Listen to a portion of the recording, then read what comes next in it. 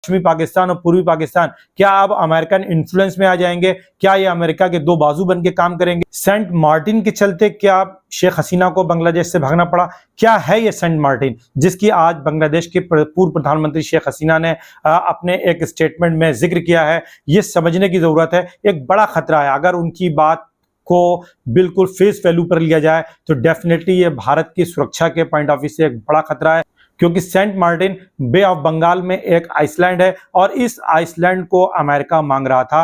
अप्रैल में इस तरीके की डिमांड की गई थी और जिसके बारे में शेख हसीना ने अप्रैल में एक कमेंट भी किया था कि कुछ वेस्टर्न पावर्स और हैं जो ये चाहती हैं कि म्यांमार और बांग्लादेश के कुछ हिस्सों को मिला करके एक क्रिश्चियन कंट्री देश बनाया जाए।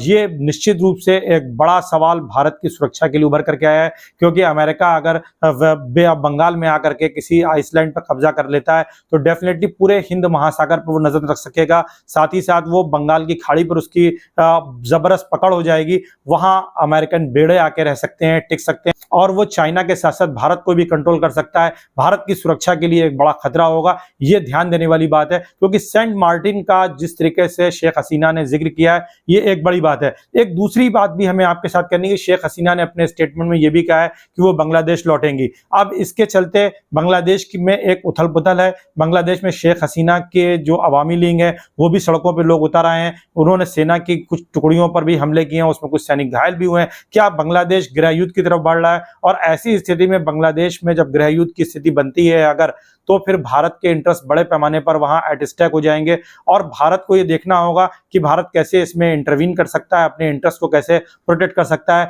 क्या वर्तमान सरकार को इंदिरा गांधी की सरकार की भूमिका में आना पड़ेगा? क्या एक बार फिर मुक्ति वाहिनी को एक्टिव होना पड़ेगा? ये वो सारे सवाल हैं जिसके जवाब तो आने वाले वक्त ही में मिलेगा। लेकिन बांग्लादेश के हालात डे बाय डे खराब होते जा रहे हैं। माइनॉरिटीज के ऊपर भी वहां पर इंसिडेंट्स बढ़ रहे हैं जिस पर सवाल उठाया जाना चाहिए और भारत को यह कोशिश करनी चाहिए कि यूनाइटेड नेशन में भी इस तरीके का सवाल उठाया जाए ताकि माइनॉरिटीज पर होने वाले किसी भी इस तरीके के हिंसा को रोका जा सके और उसको बढ़ावा ना मिलने पाए। एक चीज ये है, लेकिन क्या जो वर्तमान सरकार आई है या खालिदा जिया की जो सरकार है, क्या वो सेंट मार्टिन जैसे आइसलैंड को अमेरिका को दे सकती है? ये एक बड़ा सवाल है। और अगर ये सरकार दे देती है, क्योंकि कहीं ना कहीं अगर ये बात शेख हसीना की सही मालूम पड़ती है, अगर उन्होंने ये बात सही कही है, ये तो समय के साथ स्पष्ट हो जाएगा, लेकिन चूंकि एक पूर्व प्राइम मिनिस्टर ने ये बात कही है तो इसको सही माना जाना चाहिए। और उन्होंने जिस तरीके से सेंट मार्टिन के लिए कहा है कि अमेरिका ने डिमांड किया है, क्या अमेरिका ने सपोर्ट बीएनपी का, बांग्लादेश नेशनलिस्ट पार्टी जो कि खालिदा जिया की पार्टी है,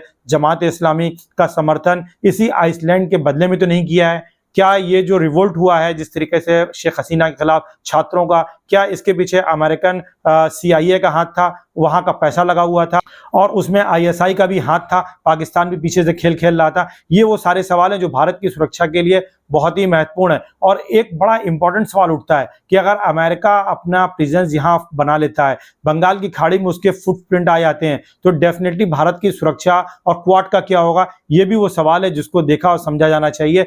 तो ये पूरा एक नया डेवलपमेंट उभरता हुआ दिखाई दे रहा है दक्षिण एशिया में। और इस दक्षिण एशिया की राजनीति क्या बदल रही है? क्या नेशनल इंटरेस्ट अमेरिका के क्या अमेरिका के जियोपॉलिटिकल इंटरेस्ट चेंज हो रहे हैं साउथ एशिया में? ये एक बड़ा इंपॉर्टेंट पॉइंट है। क्या बांग्लादेश के साथ अपने रिलेशन को बीएनपी और जमात इस्लामी के साथ आगे बढ़ा करके वो इस पूरे क्षेत्र को कंट्रोल करना चाहता है? और फिर एक चीज और भी है, अभी इमरान खान की जो सरकार थी वो भी रशिया के साथ अपने रिलेशन को इंप्रूव कर रही थी। फिर वहां पर इमरान खान की गवर्नमेंट को भी ऐसा माना गया, इमरान खान ने सीधे सीधे इस बात का आरोप भी लगाया कि उनको हटाया गया है और अमेरिका के कहने पर सेना ने हटाया है। और भारत के दो पड़ोसी देश बांग्लादेश और पाकिस्तान जो कभी एक हुआ करते थे, पश्चिमी पाकिस्तान और पूर्वी पाकिस्तान, क्या अब अमेरिकन इन्फ्लुएंस में आ जाएंगे? क्या ये अमेरिका के दो बाजू बन के काम करेंगे? और पूरे एशिया में अगर आप देखें तो दक्षिण एशिया में बंगाल की खाड़ी में सेंट मार्टिन पर बैठ करके और साथ में इधर पश्चिमी पाकिस्तान जो कि पाकिस्तान अब कहलाता है, वहां पर बैठ करके अमेरिका अरब सागर से लेकर के ओमान की खाड़ी तक के पूरे मिडिल ईस्ट के एरिया को कवर करने की क्या उसकी रणनीति पे काम कर रहा है? क्योंकि अमेरिकन जो थिंक टैंक्स होते हैं वो अगले 100 साल के लिए काम करते हैं। उनके काम करने का तरीका आज के लिए नहीं होता है, वो अगले 20 साल के लिए, जब 20 साल बाद किस तरह की सिचुएशन प्रिवेल करेगी उसके लिए वो पॉलिसीज बनाते हैं, अगले 100 सालों तक के लिए बनाते हैं। तो भारत सरकार को बांग्लादेश के घटनाक्रम पर बहुत गंभीर नजर रखनी चाहिए, सूक्ष्म नजर रखनी चाहिए और होने वाले बदलाव के साथ साथ वहां की जो नई सरकार आई है उसके साथ कांटेक्ट में भी रहना चाहिए। शेख हसीना से पूरा पिंड भी नहीं छुड़ाना चाहिए, उनके साथ भी संपर्क बना रहे ताकि अवामी लीग की भूमिका बांग्लादेश की राजनीति में प्रासंगिक रिलीवेंट बनी रहे। कैसा लगा मेरा एनालिसिस कमेंट जरूर करिएगा। Thank you so much.